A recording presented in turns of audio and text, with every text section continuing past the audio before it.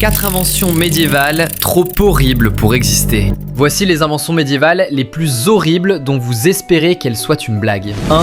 Le coffre à contrition, ou comment transformer la culpabilité en barbecue humain. Imaginez, vous êtes un moine du XIVe siècle et vous avez accidentellement regardé trop longtemps la servante qui change les chandelles. Vous êtes coupable. Pas juste un peu. Dans le Moyen-Âge, la culpabilité, c'est un sport national. Alors, pour purifier l'âme, un ordre obscur de bénédictins particulièrement inventif a conçu ce qu'ils appelaient le coffre à contrition. Un cercueil en fer, orné d'icônes religieuses, doublé de pics à l'intérieur. On y enfermait les pécheurs persistants pendant qu'on récitait des psaumes. Et si les prières ne suffisaient pas, on allumait un petit feu en dessous. Parce que rien ne dit pardon comme rôtir lentement dans sa propre foi. L'idée était simple. Plus tu brûles, plus ton âme brille. Une logique qu'on retrouve ironiquement dans à peu près toutes les cuisines d'enfer depuis. Les moines disaient que les cris des suppliciés montaient vers Dieu comme des psaumes de repentir. Personnellement, j'appelle ça du karaoké infernal. Certains historiens doutent de son existence réelle. Peut-être un mythe, une exagération. Mais entre nous, le Moyen-Âge n'était pas connu pour son excès de douceur. Et honnêtement, entre les croix enflammées et les chatons qu'on jetait dans les murs des églises pour bénir les fondations, le coffre à contrition n'a rien d'impossible. Et si vous pensez que transformer les péchés en barbecue était un excès, attendez de voir ce que les médecins médiévaux faisaient.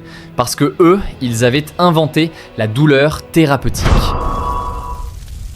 La chaise du savoir ou comment apprendre par les fesses. Bienvenue dans le monde fascinant de la médecine médiévale, où le mot science signifiait souvent essai raté mais persévérant. La chaise du savoir, c'est l'une de ces expériences dont on espère qu'elle a été imaginée par un étudiant trop fatigué, pas par un vrai docteur. Selon les rares manuscrits retrouvés, cette invention aurait servi à faire circuler les humeurs bloquées du corps chez les patients atteints de mélancolie, c'est-à-dire en langage moderne, la dépression. Mais au lieu de parler de leurs sentiments, on les attachait nus sur une chaise en fer percée de petits trous sous laquelle on allumait des braises. Le concept, réchauffer les fluides vitaux par en dessous.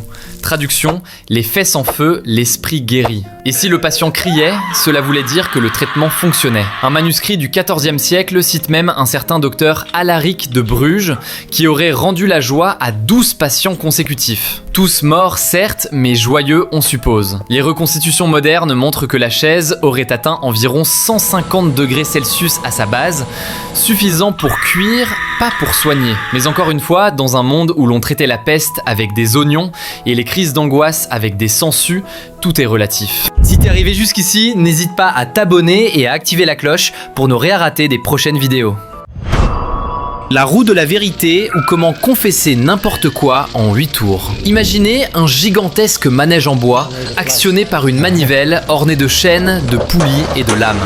C'est pas un manège pour enfants, c'est une machine pour purifier l'âme par la rotation. La roue de la vérité, inventée selon certaines sources par un ingénieur allemand du XVe siècle, servait aux tribunaux ecclésiastiques à obtenir la confession divine. Autrement dit, on vous attachait dessus, on vous faisait tourner et vous disiez ce qu'ils voulaient entendre. Les bourreaux la faisaient tourner de plus en plus vite jusqu'à ce que les membres se disloquent.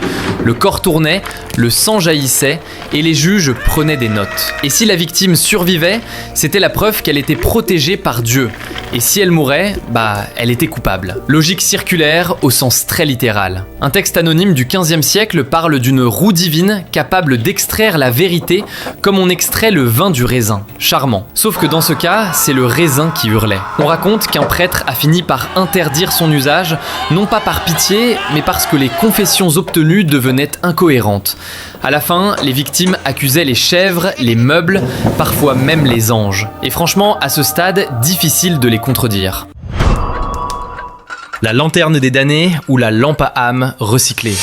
C'est une invention si absurde qu'elle a sans doute été inventée par un moine insomniaque sous opium.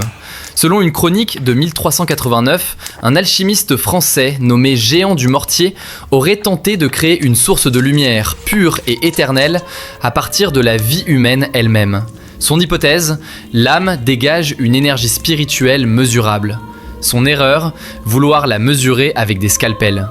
Le processus consistait à extraire la lueur de la vie en chauffant le cœur d'un condamné jusqu'à obtenir une flamme bleue. Cette flamme était ensuite enfermée dans une lanterne en verre et miracle, ça brillait. Enfin, une dizaine de secondes avant de s'éteindre, ou d'exploser. Les témoins décrivent une lumière d'un bleu spectral et d'une odeur de cimetière. Et effectivement, après 3 expériences ratées, le monastère entier a pris feu.